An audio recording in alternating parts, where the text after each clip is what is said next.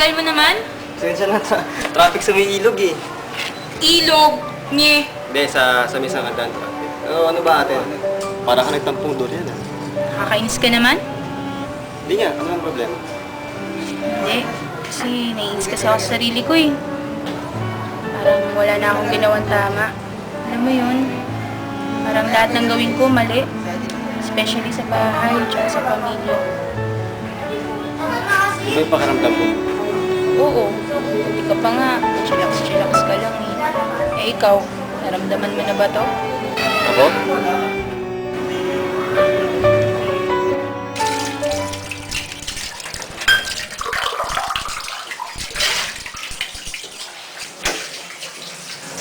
Jonalyn, Oo, kuya. nabigay ko na ba sa yung budget for this month? Oo, nabigay mo na. Ganun ba? Sige, alis na ako. Nga pala si Johnny, asan na? Ayun, combo. Anong combo?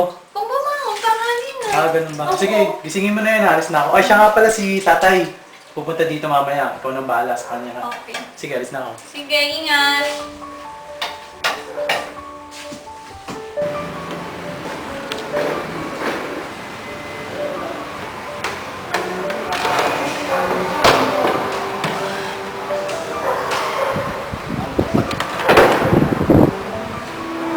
Alis ka na naman?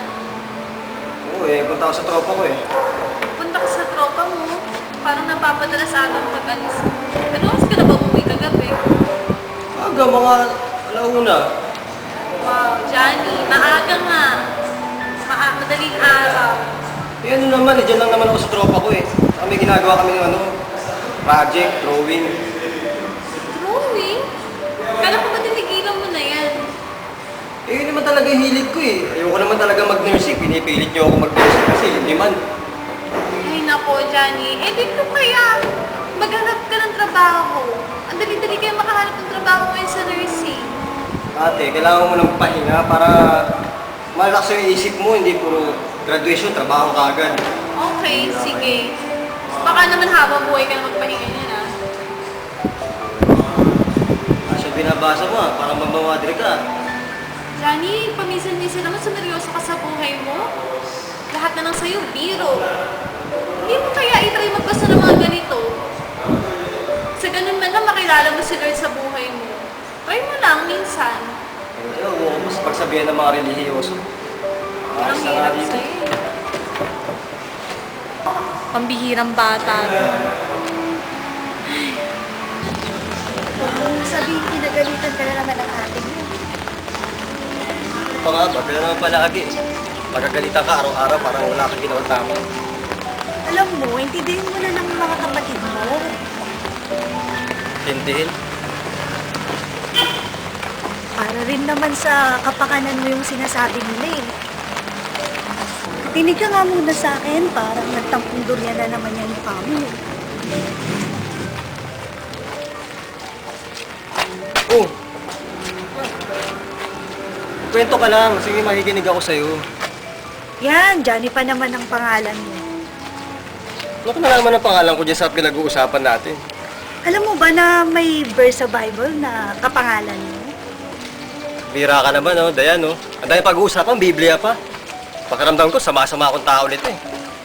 Paano kita matutulungan kung pati ako ayaw mong kausapin? O ano, aalis na ako. Pero sandali, may bibigay ako sa'yo. Ito, regalo ko sa'yo to Bible. Pag binuksan mo to, basahin mo John 3:16 Oh, sige, babasahin ko. Paano? Paano, alis na ako. Salamat. Okay.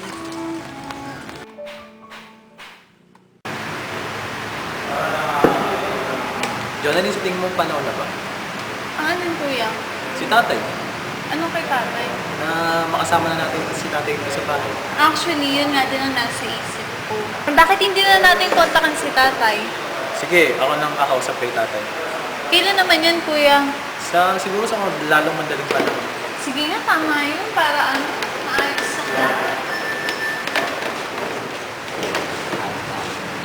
Eh, kuya, kumusta na ba pala si tatay? Ayun, andun sa Marinduque. Oh, anong ginagawa niya doon? Sa mga kapatid niya, hindi siya nagpapakasya. Napakasyon. balita ko may sakit siya. Di ba nung nakaraan? Nakatext ko siya. Oo. O, anong sabi? Kaya nga nasa Marinduque para magpahinga kasi nga may sakit. So yun, nilibay sa kanila ng doktor. Kuya, paano na yung magiging setup natin? Oo nga eh, yun nga rin yung iniisip ko eh. Sa tingin ko, mahirapan tayo kay Johnny. Oo, tama ka. Basta ikaw nang bahalang kumausap kay Johnny. Kasi busy talaga ako sa trabaho ngayon. Sige, ako na lang makikipag-usap kay Johnny. Mukhang may meeting na naman itong dalawang to. Oh, ayun na pala si Johnny. Mukhang may meeting kayo ah. Ang pinag-uusapan niyo. Napag-isipan namin na isama na si tatay dito sa bahay. Oo, ayun. Ano bang sa palagay mo? Bakit ba si tatay ang pinag-uusapan natin dito? Di ba wala na yun dito? Ayun na nga eh, kaya isasama na natin siya dito sa bahay. Kaya naman napag-desisyon na namin ni Jonalyn na isama na lang si tatay dito sa bahay. Ikaw, sa tingin mo, okay ba yon? Parang ayoko eh. Pakiramdam ko, kayo na lang nagdidesisyon dito eh. Malaki na ako ah. At lagi niyo ako hindi sinasama sa mga plano niyo dalawa. Kapit ako bunso dito. Yan ang hirap kasi sa'yo, Johnny. Lagi kang galit kapag kinakausap ka namin tungkol dito. Matagal naman na panahon na yun, di ba? Hindi ba pwedeng kalimutan na natin yun at magsimula ng bago ulit? Bakit eh? Iniwan niya tayo noon ah.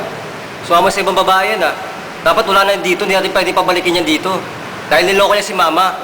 Tumigil ka na, ha? Tama na yan.